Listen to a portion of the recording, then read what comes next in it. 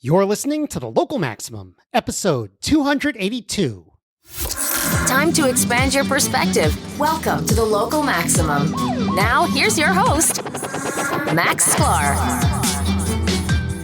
Welcome, everyone. Welcome. You have reached another Local Maximum. It may be a comforting thought to believe that someone or some small group of people is in charge. And when there are problems, it's their fault. But they could also fix things if they wanted to. Well, what if no one is in charge? What if all of our systems take on a life of their own and no single entity can control how things turn out? Well, this is the idea explored by my next guest, who gives, in my view, a convincing case for why our so-called big tech companies, the ones controlling vast social and information networks, don't have as much control over the outcomes of their products as we would think. I had David Auerbach on the show 4 years ago for his book Bitwise, and we discussed the issues surrounding all of our information being digitized and being interpreted by machines. And this week, I had a really fascinating discussion to follow up on that, and I look forward to sharing it with you. My next guest is a former software engineer at places like Google and Microsoft, and has transitioned into a successful writing career as an author. He recently released the book Meganets: How Digital Forces Commandeer Our Daily Lives and Inner Realities. David Auerbach, you've reached the Local Maximum. Welcome to the show. Hello, thanks for having me. All right, so today we're talking about your new book, pretty hot off the press, probably a few weeks. It's called Meganets: How Digital Forces Beyond Our Control Commandeer Our Daily Lives and Inner Realities. So so first of all, how long has this been out? I think I got an early copy, so that was kind of cool. Yeah. Thank you for that. Came out in mid-March. All right. So I guess my first question is, how did you come up with or find this term Meganet? Did you come up with it? Was it something existing? And what is it that separates a Meganet from like a simpler controlled network? Like, how do you tell if you're dealing with a Meganet? Yeah, the implicit question here is, why a new word? Yes. Question. Yeah, it's my word. I found out after I published it that apparently about 25 years ago used it. But nothing is ever new under the sun. So I'd spent a long time thinking about what exactly is going on with humanity and technology, and what exactly network life is doing to us, and why it is that so many of the problems we're confronting as far as making online life habitable, productive, pleasant, you name it, or simply organized and non-chaotic, seem to run aground. Why people are so dissatisfied with the state of things, and yet why that dissatisfaction does not seem to produce positive change. And ultimately, I felt like we weren't looking at these systems in the right way, that we saw it way too much in terms of individual and corporate agency. And that actually you need to see these networks, whether these networks are social networks or cryptocurrency networks or online games or AIs, that all these networks share certain characteristics to them in terms of sheer, size and speed, and their ability to produce feedback-driven effects that just happen spontaneously. And those, which I call the 3 V's, volume, velocity, and virality, are what differentiate a meganet from sort of what we think of what we tend to think of as what our networks today. And what the determining factor, I think, the real difference has been the addition of hundreds of millions of users exerting actual influence on these networks. That this is, I used to work at Microsoft and Google, and I would say that we never foresaw a time when we would have less control over our systems, because we assumed that because we wrote the code and administered it, even if the systems were getting larger, we would still have a certain degree of control over, what the algorithms were.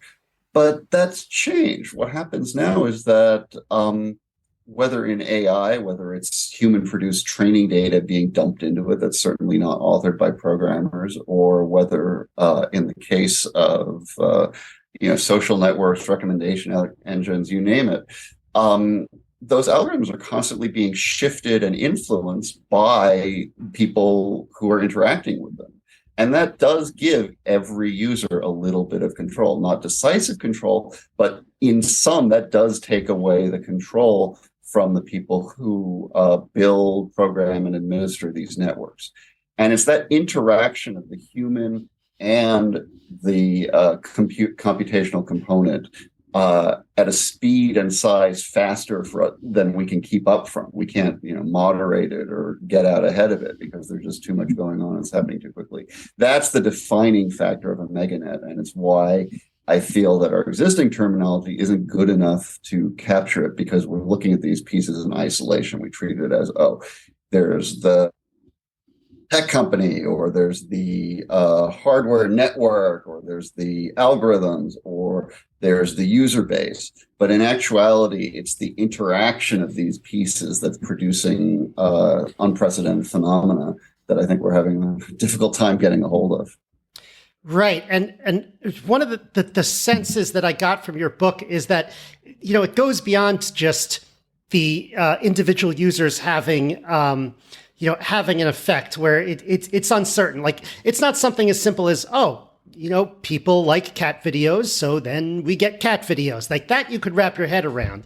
But it's more like, legitimate users and trolls and people trying to make money all kind of come together, and sometimes the effects are really surprising and hard to figure out where they're coming from. Would you say that's yeah? And historically we have not thought of software in this way. We think of software as you program it and you ship it and it does what you tell it to and you fix the bugs. But that's really not the case anymore. It's much closer to something like an economy, or even something like the weather, where you're looking at systems where you can certainly exert influence, but you can't track it because there's simply too much going on that you're never going to catch up with it. And in effect, you're either you're playing whack-a-mole or you're solving the last crisis, even while a new one is already being produced, and you don't even know about it until it's too late. But we aren't used to thinking of technology in those terms, obviously. And that's why I feel that we really do need to change our how we perceive and think of these systems, because as long as we think of them as controllable in the way that software traditionally has been controllable, we're just going to be smashing our heads up against the wall. And I don't hesitate to criticize tech companies, but I also think that asking them to do things that they literally can't do is not going to be helpful either.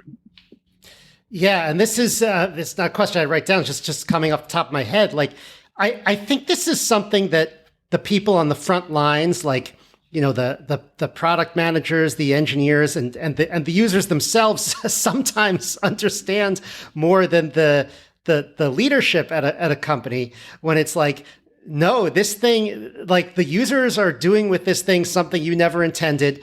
This happens up as S at Foursquare, and it's this product is not what you think it is. And so, I mean, I don't know. Sometimes you see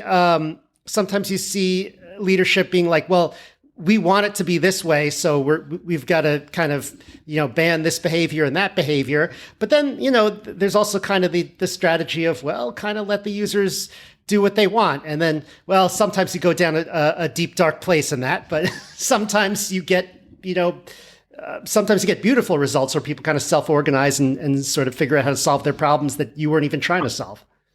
It's tricky. I mean, I think there's a consensus that total anarchy does not lead to happy results. But the problem is that it's a question of who exerts control, how that control is exerted, and avoiding unintended consequences. It's clear if you look at the history of Twitter over the last year or so. Elon Musk obviously went in thinking he could sort of just like smash his fist and get Twitter to be what he wanted it to be. And it seems pretty clearly that hasn't happened. That maybe you can do that as far as like demanding that cars be made a certain way, but it's different when you literally don't have control, that degree of control over the system that you're running. And and you see this in other instances too, that in the run up to the 2020 election, Facebook banned all political advertising. That's not the action of a company that can, make fine-grained delineations of accurate versus misleading advertising. They limited link forwarding so that you couldn't forward any link to more than 5 people. This is not the action of a company that can do content-based filtering. And the question isn't, I don't think it comes from a lack of will on their part. I don't think it comes even from a monetary incentive in their part.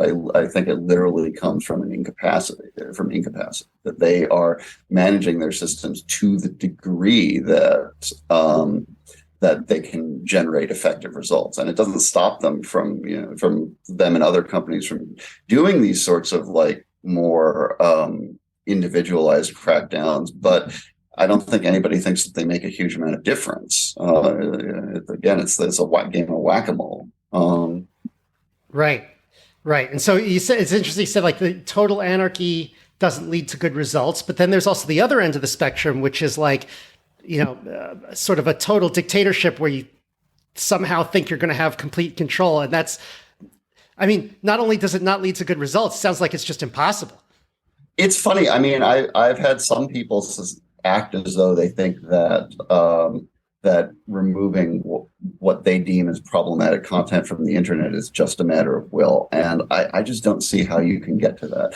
I think that, there's a subset of content that the overwhelming majority of society deems to be unacceptable. Child pornography, for example. In that case, when you have that level of collective unified will, that, yes, you can get somewhere on.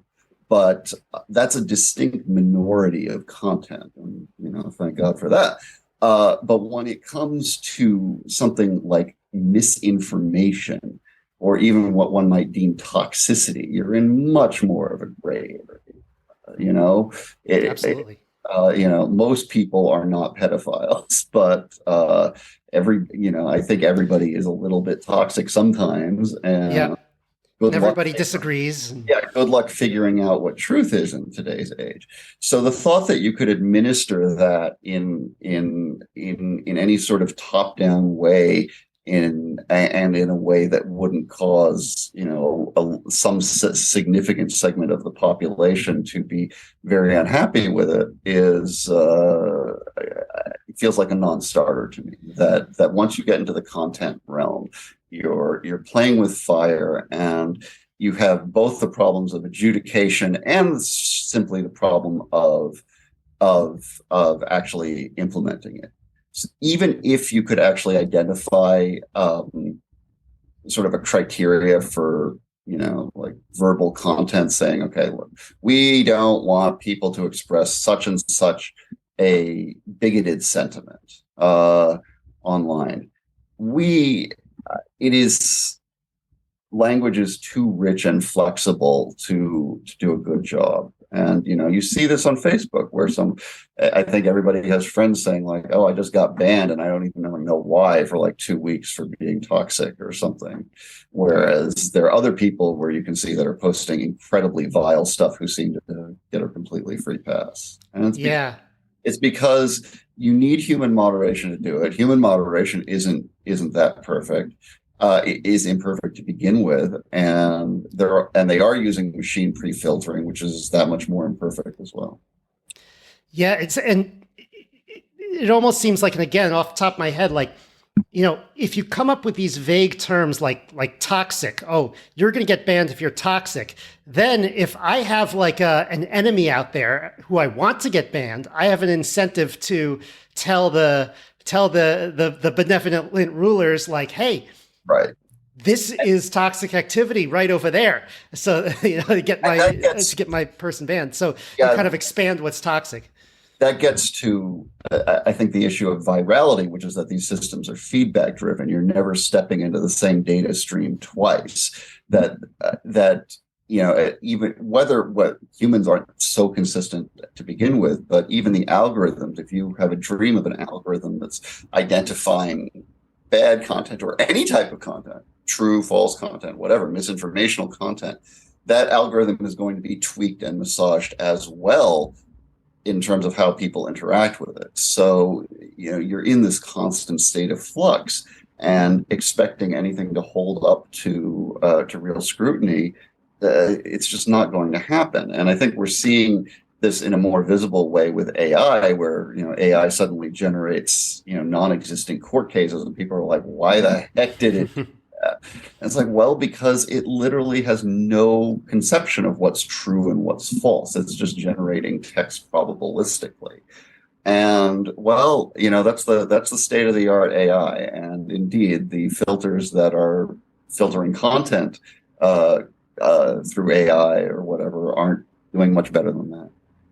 Yeah, so we started this podcast about 5 years ago, and I remember reading a quote in one of the early episodes from Mark Zuckerberg saying, like, all this abuse and bullying and misinformation, we're going to use AI to solve the problem, and within 5 to 10 years, it's going to be the technology will get there. And I was very skeptical at the time, and it's not because I think Mark Zuckerberg is clueless and doesn't know how to figure things out, and I certainly don't think that of Elon Musk either. But I certainly was skeptical, but maybe didn't have the language to describe why to be skeptical of this. You say that the use of AI and deep learning in order to tame the meganets has actually made them even more predictable. Why is this? How do you think about this problem? Which problem specifically? The AI problem? Making meganets even more predictable than they otherwise were, rather than taming them and trying to get them under control. Wait, predictable or unpredictable? Unpredictable. Oh, unpredictable. Sorry. Well, I think that a lot of the problems come from the congealing of what I call narrative bunkers. That the metric for what content is shown to people is that amorphous term engagement, which is give people more of what they seem to like. And that's sort of the way of throwing the filtering problem back at the users. So the companies are saying, okay, well, we're just giving people what they want. We're not exercising any bias or judgment on that. But there's certain effects that follow from that, and giving people lots of what they want isn't always a good thing. But you don't have to, but the issue, because you're going to start clustering people together, but who believe exactly the same thing, and become that much more impatient with people, or even incomprehending of people who believe anything else. The question is if you're not going to reinforce that by constantly showing people more of what they've already been seeing, what do you replace it with? That's when it becomes prescriptive. You start saying like, oh, okay, well, we'll show them the truth. No, that's bad, because now you've got a company in the business of adjudicating truth. So my recommendation is that instead you look in a more non-targeted way. You start showing people simply disparate aspects of content without trying to get into rating it. At least you do less of it than we're trying to. You don't put like content warnings saying like this might be misleading. We'll go to this website. Those don't seem to work. Those seem to just make people feel that much more aggrieved. Like, oh, they're really they're really fighting the power, or what have you. So it doesn't necessarily need to be more unpredictable, but I do think it should be less directed and less homogeneous. That you're looking to, as a way to sort of break up the feedback loops that keep pushing things in one direction. So if our problem is that these meganets tend to accelerate out of control, if you can intervene in ways that cause them to go in multiple opposite directions simultaneously, they may start to cancel each other out rather than producing nasty positive feedback effects.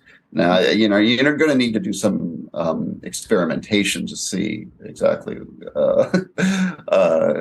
what works and what doesn't there. But just the fact that Facebook was trying non-targeted mechanisms, even if they were ham-fisted ones, of just stamp out, limit forwarding, stamp out all political advertising. Well, that certainly does something, and it did something that didn't get them charged with bias. So, what is it? That says that that's an area in which we can see that we can do some sorts of interventions that aren't going to be just sort of banging our head against the wall or throwing pebbles into a hole. Yeah. So there's one part of the book that kind of blew my mind. I had to tell the person next to me when I read it. And I'm surprised I never heard of this story before, but it was the story about the 400,000 people in China who were mining gold on Warcraft. This farm. Is and I thought what a waste of human effort of work. How did this happen? And what is that story? What do you think is the takeaway from that story? And does it tell us anything about how digital currencies might evolve? Yeah, it's funny because that story is 15, 20 years old now. That's those things still go on, but the peak of it was in the first decade of the century. And Steve Bannon was in on the action. He was trying to broker a deal between, I want to say, Goldman Sachs and some gold farming companies. It's crazy. It's crazy, but this is in some ways, I think it was a good. In effect, you're getting labor turned into exchangeable currency, even if it's illegitimate and limited currency. And that does anticipate some of what we see today with cryptocurrency, except it's being done with processing or GPUs. What are the takeaways? That again, the sheer connectedness and the ability for even unofficial economies to be set up in ways that get around regulatory apparatus, that's not going away. Right now there's, I think, a tremendous effort to, get a grip on cryptocurrency and rein it in, especially after the FTX, Sam Bankman-Fried stuff last year. And I do think that there will be some consolidation, especially since a lot of the smaller currencies are just sort of dying out at this point. But the nature of these systems, and the point that I make, is that they don't admit the level of control that you get with a central bank. And even if you set up central bank-like systems for cryptocurrencies, which I assume will come into being in spite of the intentions of cryptocurrency's founders. Even if you do set those agencies up, there's going to be more anarchy implicit in it, simply from the degree of interconnectedness and the speed of interaction and the absence of the need for sort of a central hub controlling it. And it's not like there aren't forces in the opposite direction, but I do think that it's going to be an ongoing issue in a way that you haven't seen with traditional currencies. And you have seen it a little with traditional currencies and high frequency trading and stuff. It's just that was still more confined to high profile institutional investors. If you could have a bunch of people join together and form the equivalent of some kind of investment bank and do the sorts of crazy things that investment banks have been doing, what happens then? Well, I think we're going to find out. Yeah. Oh, is that like the DAO, or in the early days of Ethereum, where Yeah. Yeah, I remember that. We could repeat that story where, I it was. talk about that in the book. Yeah, that the DAO was an example of levels getting blurred because it was such a mess. They had to change the baseline rules of Ethereum to clean up the mess. And then, you can't do that on a regular basis. So the mere fact that it had to be done is a really worrisome thing. Yeah, I remember that happening, and it was. I remember it being like quite shocking to the industry, and what's more is like, even though they reversed the hackers' coins, the hacker still has their coins on Ethereum Classic, which still exists to this day. Yeah, I think it was like 90-10 or something, was it? Like like 10 people. Oh. Yeah, I think it's at some point it was actually a lot higher, but now it's Ethereum Classic has fallen quite a bit compared to Ethereum. But I think there was a point where it was almost like 3-1, 2-1. I could be off, but if you just look at the high, not the price, but the number when the fork, how many users went with. Oh. What the vote was. I feel like it was like 90-10 or something, but I can't. Yeah. I wouldn't be surprised if that's correct. Yeah, that sounds. But those forks are problematic, and the thing is that the fix was really ugly. That they basically were implementing a lower level. They were implementing a lower level fix for something that had gone wrong at a higher abstraction level, which is horrendous. You're never supposed to do that. I get why you would want. I mean, under the circumstances, if you're faced with what seems like it could be an existential crisis in your cryptocurrency, what are you going to do? The issue, though, is that the underlying circumstances that allow for that sort of thing haven't gone away, and you still have the capability for forks to happen under increasingly stressful circumstances. And I mean, that gets into a lot of cryptocurrency stuff that we don't have to pursue right now. But the point that I want to get back to is that these systems have a certain amount of chaos built into them because of what I say is their velocity, volume, and virality that is going to remain untamable. And especially once you get into the economic realm, you're looking at things that could, impact the larger economy. That what we saw last year, because cryptocurrency was sort of siloed off from the greater economy for a while it was a niche thing, but that's stopping. You're seeing more and more cryptocurrency merge with, the traditional economy. And that means that whatever goes on in cryptocurrency is going to have a greater and greater effect on things that we wouldn't think have anything to do with cryptocurrency. Just because we don't spend it on a day-to-day basis doesn't mean that it can't tank our economy.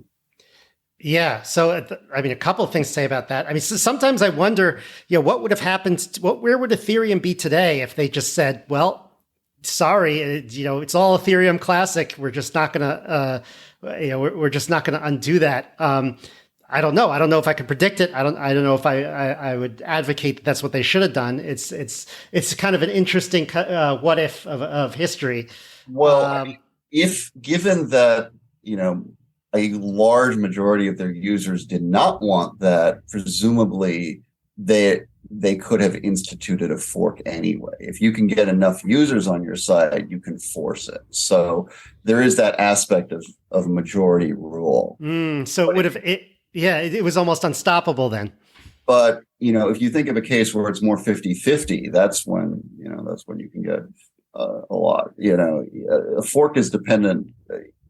You can survive a fork as long as most people come down on one side.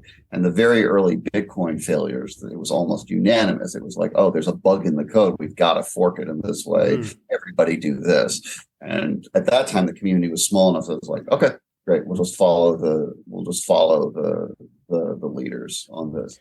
But when you get into increasing gray areas, that's when it's like, okay, well, now you really do have to get a large number of people to commit. Otherwise, it does fork.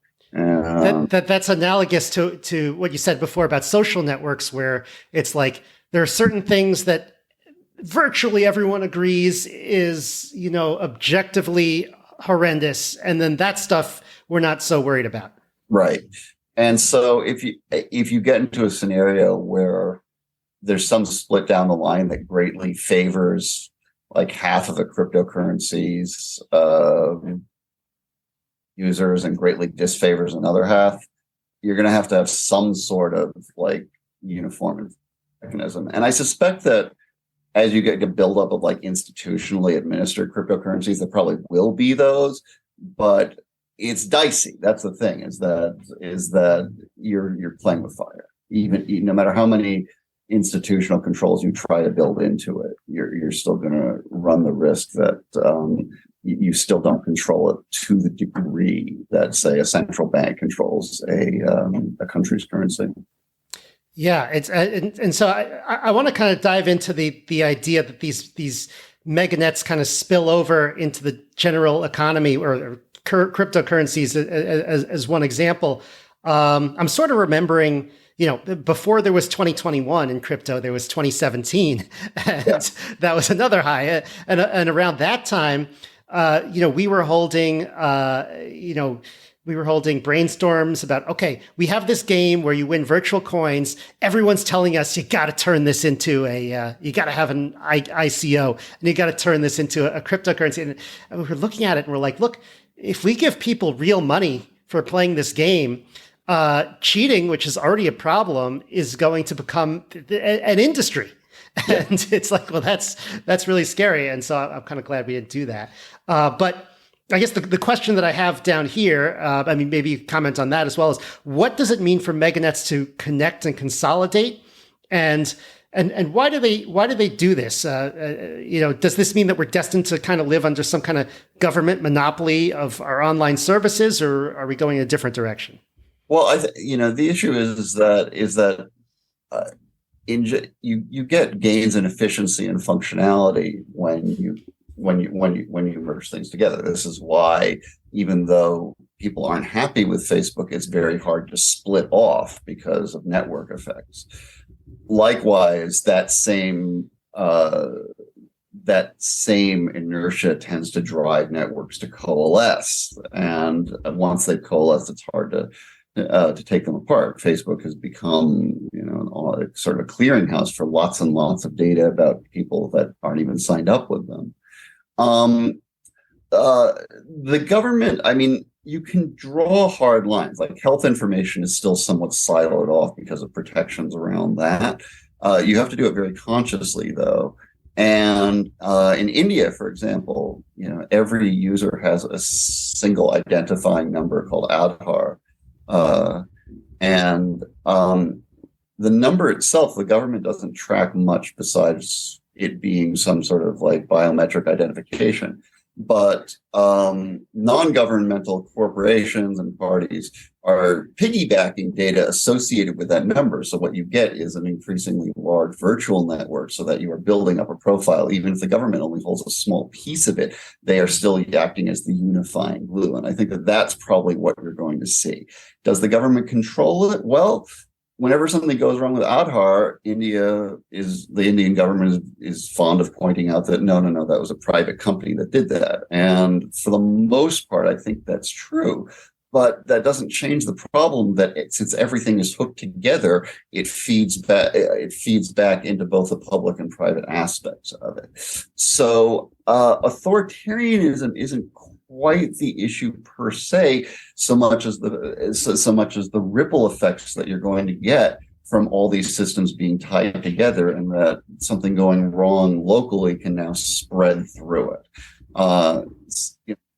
Think of it in terms of identity theft. That from an efficiency standpoint, it would be great to combine my social security number, my driver's license, my benefits card, you name all the various identifying numbers I have with the government. You can see, however, what that means if, in the case of identity theft, that it just makes any violation, compromise that much worse. And that's the sort of coalescing and danger that you're looking at. That's the new world we got to get used to. Yeah. This last question is, I don't know if it's going to have a good answer, but it's a little more provocative. So what I want to ask is, it might be more difficult because of the sheer scale of these things, but what if I don't just want to talk about Meganets or just be a user of one or a victim of one or beneficiary of one, whatever side you fall on? Let's say I actually want to build a Meganet. What would that be something worth pursuing? Do you have any advice on that? I guess, well, it's sort of an after the fact term that is describing sort of a system within society. You can build a steam engine, but you can't necessarily build an industrial revolution or an industrial city. You can, but it takes other factors. So, if you want to build one, you have to build a network that accumulates a sufficiently large number of people that are acting on it in very tightly conjoined ways at a speed. So you have to you don't build one so much as grow one. It's like being a farmer. And some of it is luck. Some of it is not necessarily under your control and being in the right place at the right time. Some of it is, if you look back at Facebook versus Friendster, Facebook definitely did things to expand their virality and attract and compel their users in a way that, say, MySpace and Friendster didn't. So I guess you can say what you want to do is increase participation and virality of it. I don't know about the ethics of it because you're effectively doing things that are getting people hooked on it. But that's what you want to do. You do things that build growth at any cost. Mm-hmm. Yeah, interesting. All right. Well, perfect on timing here. Really interesting book, Meganets by David Auerbach. Is there anything else that you'd like to add to our discussion today? And where can we find you online? Where can we find out more about the book? Yeah, you can find me. I have a Substack, Our Stack, AUER, and then Stack. Substack.com, where I've been talking about these issues as well. I'm on Twitter, and you can find me in the usual places. But thanks for having me, Max. Yeah, fantastic. Thank you, David, so much for coming on the show. Yeah, and maybe see you back in New York. Yeah. Okay, take care. That's the show. To support the Local Maximum, sign up for exclusive content and our online community at maximum.locals.com. The Local Maximum is available wherever podcasts are found. If you want to keep up, remember to subscribe on your podcast app. Also, check out the website with show notes and additional materials at localmaxradio.com. If you want to contact me, the host, send an email to localmaxradio@gmail.com. Have a great week. Feel the power.